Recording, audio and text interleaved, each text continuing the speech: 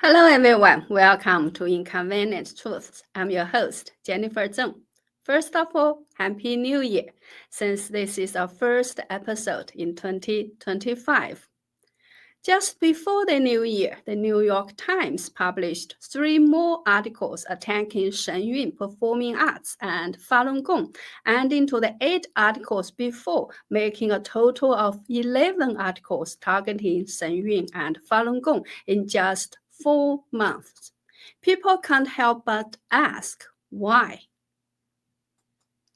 Generally, to determine if an event has news value, we look at its timeliness, importance, prominence, impact, and public interest, etc.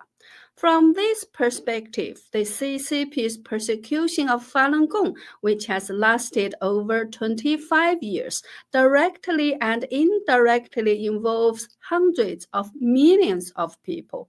The crime of killing Falun Gong practitioners for their organs has now extended to the general public, conservatively affecting millions. The COVID pandemic from Wuhan, China, has caused millions of deaths worldwide, yet there is still no clear explanation about its origin or the extent of the CCP's responsibility. Each of these events has far greater importance and impact than a small, non-violent spiritual group. Honestly, even if everything the New York Times said about about Shen were true, its impact would only affect a few or dozens of people at most.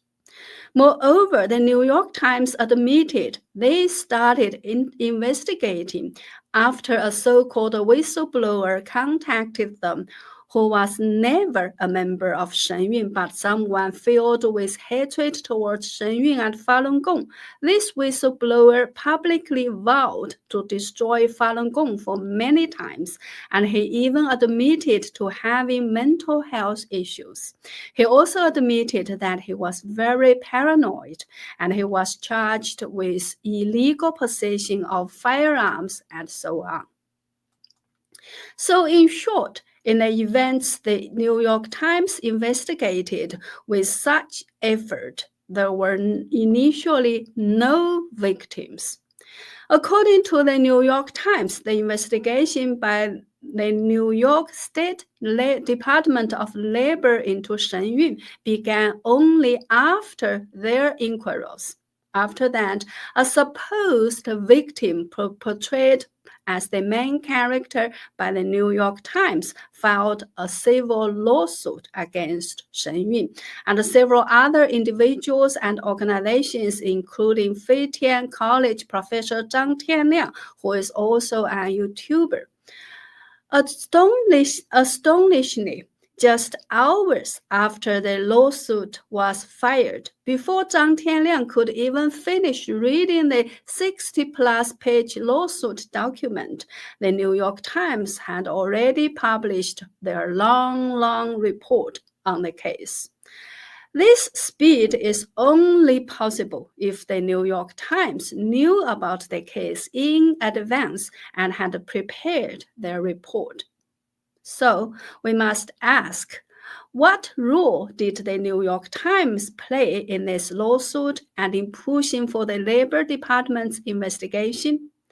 The young Taiwanese victim, who had just graduated from university, managed to hire top-tier lawyers in 3 U.S. cities for this transnational lawsuit. Where did she get the resources and ability? By her own account, she comes from a single-parent family, and her family is not well off. So how could she afford to hire top-tier lawyers in 3 U.S. cities just a few years after graduating? Plus, her English is very limited. Who helped her in doing all this? It's worth mentioning that this so-called victim in the lawsuit, after leaving Feitian College, where she was trained for Shen still hoped to be employed by Shen She posted A photo with Professor Zhang Tianliang on social media, thanking Feitian College for her education and experiences, like performing worldwide, saying she had no regrets in life, etc. By the way, her face is blocked by Professor Zhang Tianliang in this photo. Zhang Tianliang had previously quoted this photo in his YouTube show, and he still wanted to protect her privacy at that time, so he covered her face. Anyway, what were expressed in these social media posts are not words of a victim at all, right?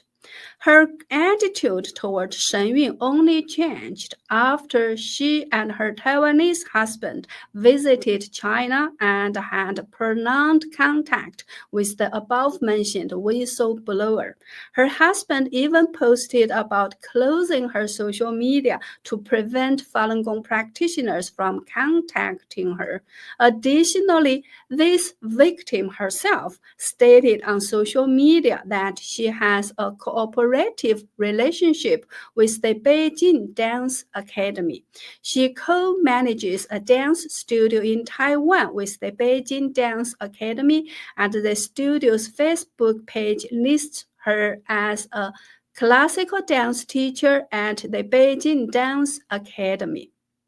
All this naturally raises the question, how deep is the connection between the so-called victim and the CCP, and has she been influenced by the CCP? Was there any involvement of the CCP's so-called United Front work?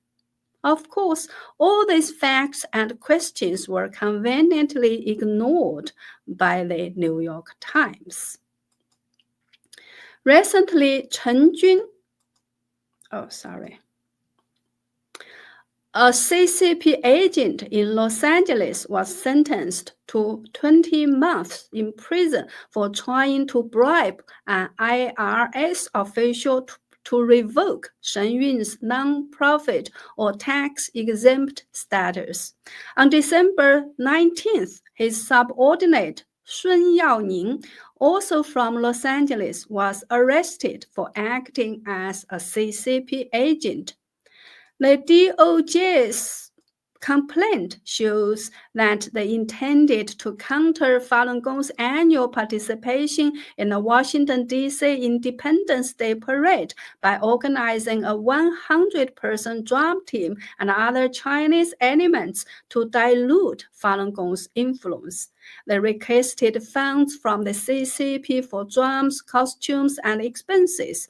Apart from the drums and performing uniform in China Red, they asked for a budget of $60,000 to $80,000. Now, let me show you some photos from 2024 of the Falun Gong group participating in the Independence Day parade in Washington, D.C. The Falun Gong group was quite large, with over 200 people just in the marching band.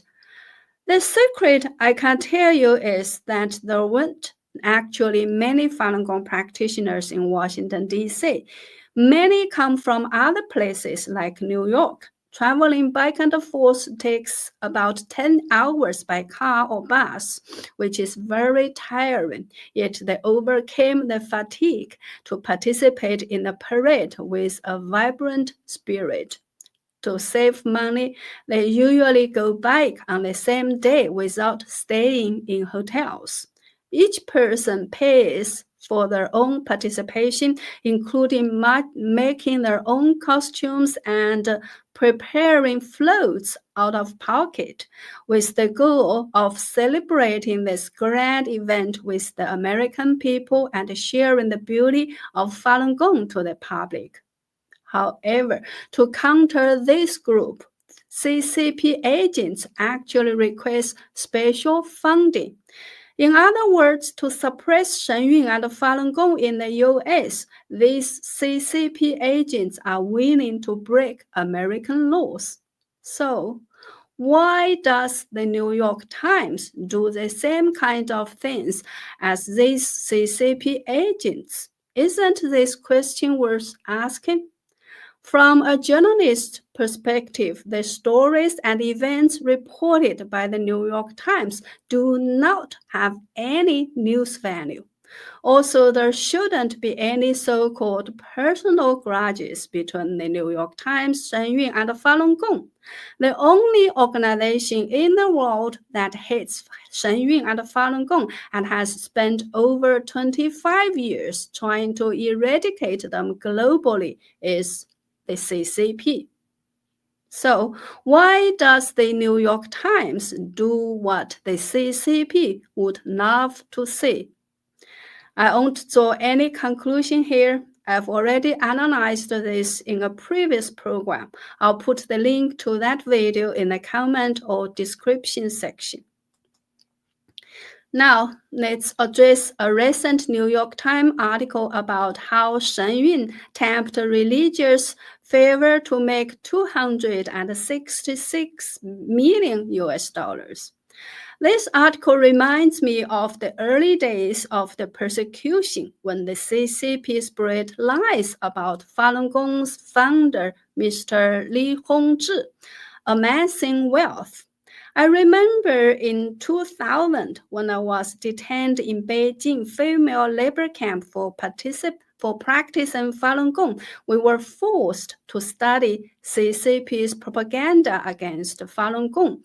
One document claimed there were only 2 million Falun Gong practitioners in China, with 98% having renounced the practice. Yet another document said that a printing site in Wuhan making billions from the book Zhuan Falun, which is Falun Gong's main text.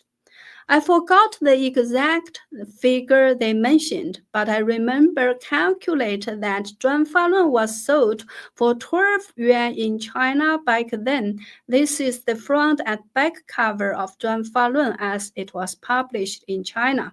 According to the CCP's figure, just this one printing site sold tens of millions of copies of Zhuan Falun. However, another CCP document claimed that there were only 2 million Falun Gong practitioners in China. So, to whom were these tens of millions of copies sold? Isn't this self-contradictory? Back then, I told the police and the labor camp, even if Mr. Li Hongzhi really earned a lot of money from selling books, isn't that his rightful income? Isn't that his great achievements? Moreover, books are not like other goods. You can read them from cover to cover at the bookstore or bookstand before deciding to buy. So there isn't an issue of being deceived. What's wrong with an author earning money from selling books? Actually, everyone knows that in China, once something sells well, pirated versions appear immediately. Zhuan Falun and other Falun Gong books were no exception. Therefore, in China, except for the initial limited edition of Falun Gong books, which were genuine, all the copies sold later were 100% pirated, and the author could not get anything from the pirated copies. I remember a Falun Gong practitioner once asked Mr. Li Hongzhi if it was okay to buy pirated Falun Gong books.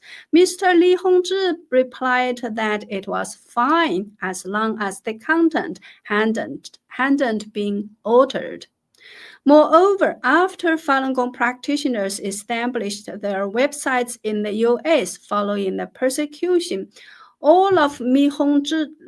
Li Hongzhi's books, including those translated into 49 other languages, were made available for free online for everyone to download. After anyone wanted to learn Falun Gong can get all the materials for free, including instructional videos, practice music, and books. If you go to a local practice site, all the practitioners there will teach you for free with enthusiasm. Which author in the world who wants to make money would do things this way? Okay, due to time constraints, I'll stop here for now. This topic is quite extensive, so we'll continue it next time. But before you go, please like and share this video, leave us a comment, or either subscribe to my X account or visit my website at jenniferzengblog.com to sign up for a membership or make a donation. Your support is vital to enable me to continue sharing the inconvenient truths. Thank you, and see you next time.